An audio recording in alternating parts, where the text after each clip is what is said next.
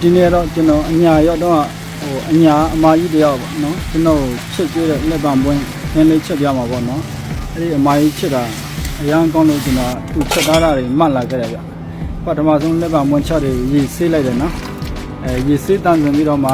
အရင်ပြုတ်လိုက်တာပေါ့နော်သူကအဲ့သူအုတ်ထုတ်လို့ခေါ်မလားမသိဘူးအပေါ်ကဒီလိုအဲ့ဒီအုတ်ထုတ်နားလေးကချွဲလေးဖြစ်တတ်တယ်လေအဲ့ဒီအချွဲတွေမချွဲအောင်လို့မို့အရင်ပြုတ်လိုက်တာပေါ့နော်ဒီလိုပြုတ်ပြီးတော့မှညီစစ်လိုက်တယ်ပြီးတော့မှကျက်သူနီတို့ကျက်သူချူတို့ပြန်ချင်ပြီးတို့ငပီးတို့ပေါ့နော်အရင်စစ်တလိုက်မယ်နော်ပထမဆုံးစီပူလာတဲ့အခါကျက်သူနီလေးနည်းနည်းနွမ်းတော့စစ်တလိုက်မယ်ဗျပြီးတော့မှကျက်သူချူထောင်းသားရေးထည့်လိုက်မယ်နော်အဲ့ဒီအမိုင်းချစ်တာတော့ဘူးသီး6တို့ခရမ်းသီး6တို့လားမသိဘူးအဲ့ဒါလေးပါသေးတယ်နော်ကျွန်တော်တော့မထည့်တော့လက်ပံပွင့်ပဲချက်ပြဒီမှာတော့ပြီးတော့ငပီးထဲမှာပေါ့နော်စီတာတဲ့ထဲမွေးတော့ငပီးလေးလေးနဲ့မွေးလေးပေါ့နော်စားတဲ့အခါလဲလေးပင်လေးငပီးကျက်သူဖြူကျက်သူနီနွမ်းသွားတဲ့အခါခန်းချင်ပြီးလေးထည့်ပြီးစီတာလိုက်မှာပေါ့နော်ခန်းချင်ပြီးလေးလည်းနွမ်းတော့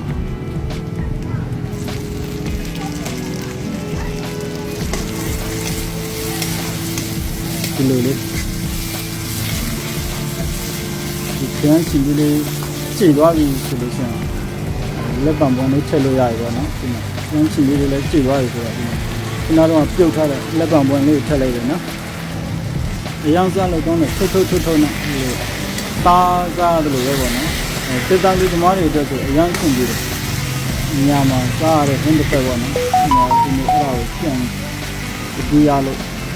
လက်ပံပွင့်လည်းရှိတာနဲ့ချက်ပြလိုက်တာနော်ပြီးတော့စားအခြေတက်မယ်စားအခြေတက်ပြီးတော့မှဒီလေးလေးနည်းနည်းလေးထည့်ပြီးတော့မှပုတ်ထားလိုက်မှာပေါ့နော်10မိနစ်15မိနစ်လောက်ဒါဆိုလို့ရှိရင်သူ့အရာသားလေးအကုန်လုံးလက်ပံပွင့်ထဲကိုဝင်သွားပါတော့ဒါအညာဖက်မှာချက်စားတာများတာပေါ့နော်ကျွန်တော်တို့တောင်ပေါ်မှာတော့တိတ်ချက်စားကြတာချာခါနီးပြီဆိုလို့ဆိုရင်လေမယုတ်ဒီဇိုင်းလေးအောက်လိုက်မှာပြမွေးလေးနဲ့ပူဆက်ချင်းဆက်လေးပေါ့နော်အရင်စားလို့ကောင်း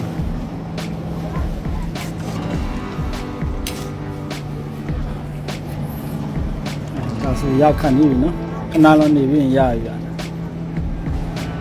ဒါဆိုစံတက်လူသမားအတွက်လည်းစင်ပြေတယ်ပြီးတော့မှအများအားတားငါးတွေစီပြန်ရင်းနေစားနေရတာတီးနေရုပ်ဤနေတာဆိုတော့ဒီလိုလေးပြောင်းလဲလေးပေါ့နော်ဒီလိုလေးစားရတာတစ်ခါရွေးသမင်းမိတ်နေဗျ